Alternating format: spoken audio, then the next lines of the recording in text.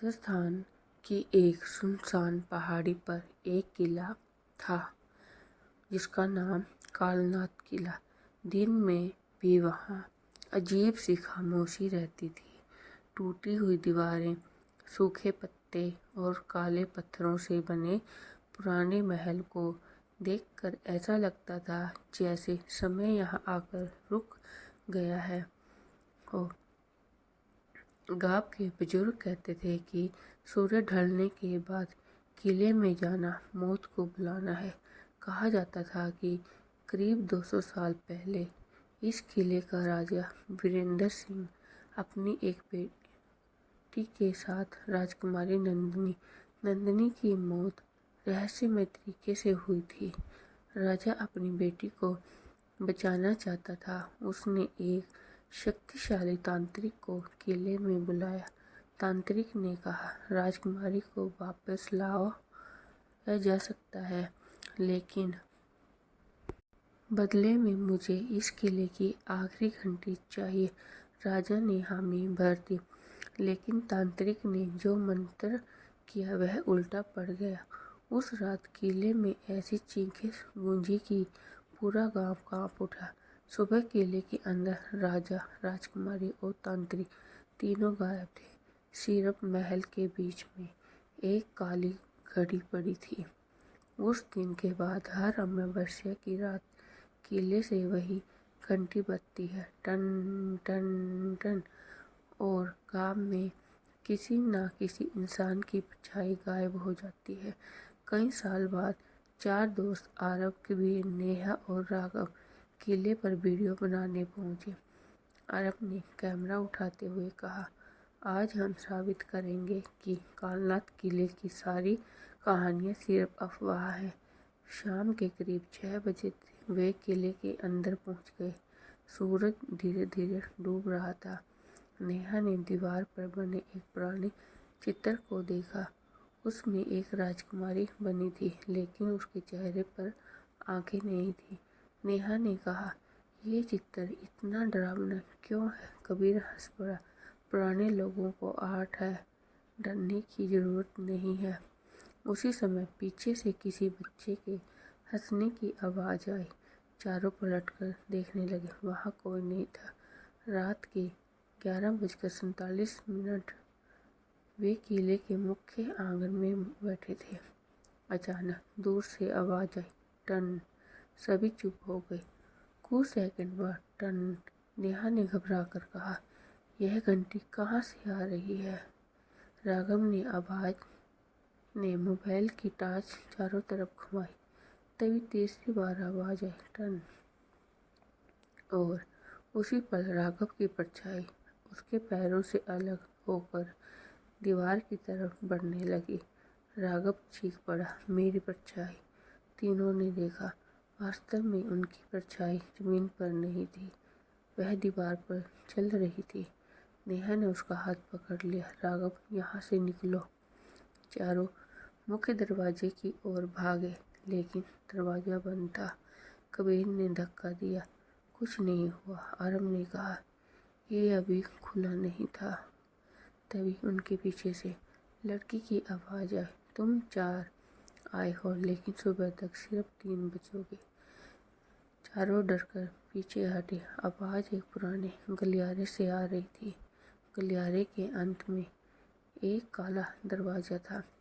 दरवाजे पर वही निशान बना था जो उन्होंने राजकुमारी के चित्र पर देखा था। नेहा ने कहा, हमें उस दरवाजे के पीछे जाना होगा। कबीर बोला, पागल हो गई हो? नेहा ने जवाब दिया, शायद बाहर निकलने का रास्ता वही है। दरवाज़ा अपने आप खुल गया।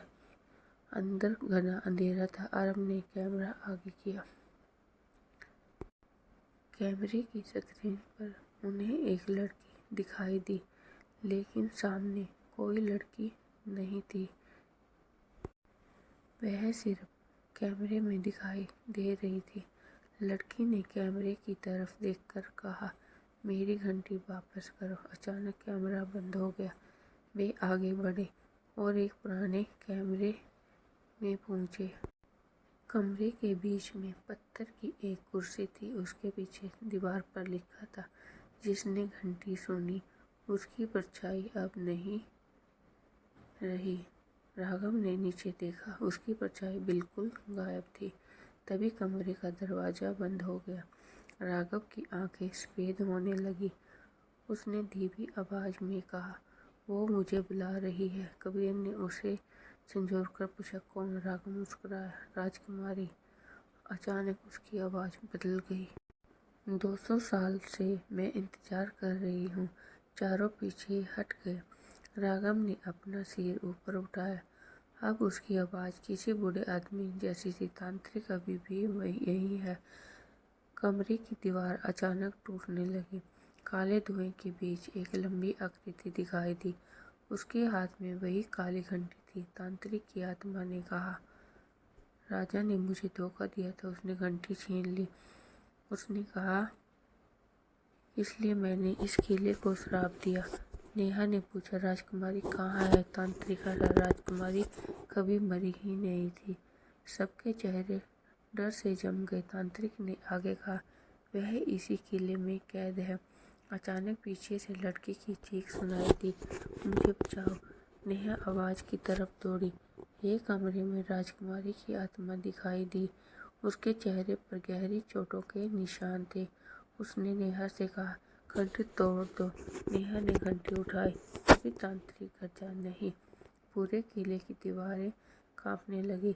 कबीर और आरव घंटी को पत्थर पर पटक दिया। 1 बार, 2 बार, 3 बार। घंटी टूट गई। पूरा किला चीखों से भर गया। सैकड़ों परछाइयाँ दीवार से निकलने लगी। तांत्रिक की आत्मा धुएं में बदलने लगी। राजकुमारी की आत्मा धीरे धीरे मुस्कुराई। उसने कहा, अब श्राप खत्म हो गया।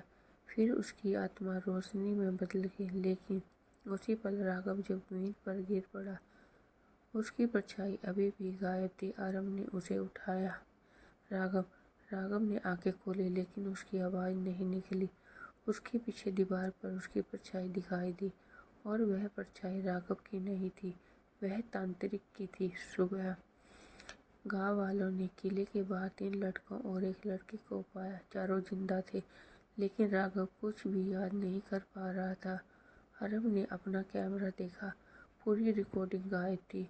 सिर्फ आखिरी 10 सेकंड की वीडियो बची थी। वीडियो में चारों किले के बाहर निकल रहे थे, लेकिन उनके पीछे 5वीं परछाई चल रही थी। वीडियो खत्म होने से पहले ठीक एक आवाज़ आई, घंटी टूट गई है, लेकिन श्राप नहीं। आरव ने कैमरा बंद कर दिया। उसने सोचा कहानी खत्म हो गई, लेकिन उसी रात उसके घर के दरवाजे पर किसी ने दस्तक दी। ठक ठक ठक। आरव ने दरवाज़ा खोला। बाहर कोई नहीं था। नीचे जमीन पर एक काली घंटी पड़ी थी और उसके पास एक कागज पर सिर्फ एक लाइन लिखी थी, अगली अमावस्या को 5 लोग किले में आएंगे। आरव के हाथ कांपने लगे, क्योंकि उस कागज के नीचे 5 नाम लिखे थे, और उनमें पहला नाम था आरव का। आरव, दूसरा कबीर, तीसरा नेहा, चौथा राघव और 5वां नाम अभी खाली था। उसी समय बाहर से घंटी की आवाज़ आई, टन टन, और कमरे की दीवार पर एक 5वीं परछाई दिखाई दी।